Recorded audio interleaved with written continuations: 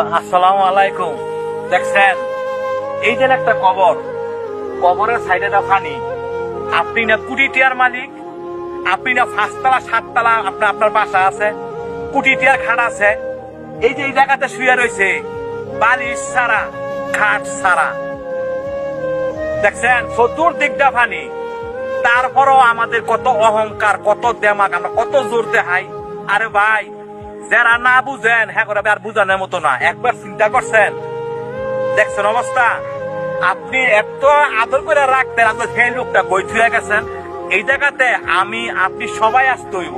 তারপরও আমরা জোর দেখাই, আমরা অহংকার দেয়, আমরা মানুষের জায়গা সম্পত্তি জোরে নেই গা। বাইয়ে বাইয়ে বা বাইয়ের জায়গা মেরে দেই, বাইয়ে বোনের জায়গা মেরে দেই। একটা বার চিন্তা করছেন? তো এই জায়গাতে সবার আসতে হইব।